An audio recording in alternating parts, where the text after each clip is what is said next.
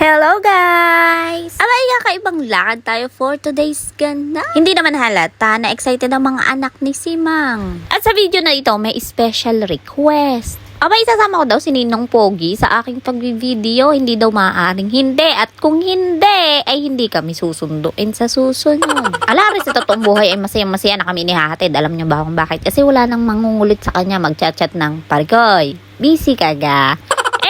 Sabi ko sa inyo, kakaibang gala ang pupuntahan na mag-iina ni Dora for today's video. Abay, dahil first ever na sasakay ng eroplano ng mga mangyan. At ayun na nga, pagpasok pa lamang namin dito sa may NAIA Terminal 3. Allah, ay may nagsusungit ng isang bata at wala na agad sa mood dahil sa dami ng aming pinipilahan. Alay ka ako gahuib. Naku, bilis-bilisan hulin nyo ang pagpaprocess ng aming papel at pagkahuwa rin nakasumpong ay kinama na. At kung si tayo naman ay nagkaka-mood swing na sa aming kakapila, si ate girl mo, wala lang, nonchalant lang.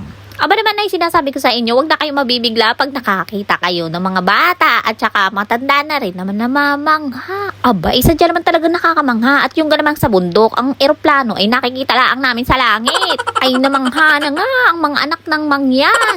Abay, mapapasayaw ka naman talaga at makakapagsabing abot kamay na ang pangarap. Ay pero nagtagal-tagal na sabi kay Bibi, tigil na. Aba, ay nakakahiya na.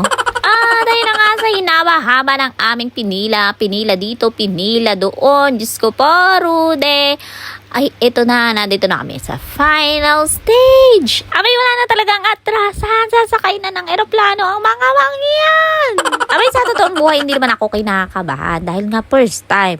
Mas kinakabahan ako din sa kasama ko dahil sobrang excited. Hindi ko alam kung ano mangyayari pagdating niya doon sa loob. Pero mas kinakabahan ako din sa taga-video kong nonchalant. Alam niyo ba kung bakit? Abay, dahil sa kung anong tinaas-taas na reaction, tinaas-taas din ang kanyang fear of heights. Sa totoong buhay, mukhang dini ako mamumroblema at hindi dini kay Taya. Ay, alam niyo ga, may kwento ko dahil pare-pares nga namin itong first time. Sabi ko kay ate, alam mo na ha, magbaon ka ng plastic ha. Aba, ay magaling na yung handa. Hindi yung nandoon na ako. Magtatawag pa ako ng cabin crew. Hingi lang naman ng plastic na susukahan. Ew! And at long last ay nabahaba ng pinila at nilakad. Ayan na, nakasakay na sa eroplano ang mag-iina ni Dora. Mukhang excited pa yan ha. Abay, mukhang nakakatawa pa at nag-uumpisa pa lamang ang paglalakbay. Wala pa tayo sa kalagitnaan. Wala pang namumutla, kaya safe pa ang plastic natin dyan. At na-curious na naman yung dalawa kong anak namang yan. Diyos ko po, Rudy, sabi ko naman anang mga anak, kung naman kayo masyadong pahahalata.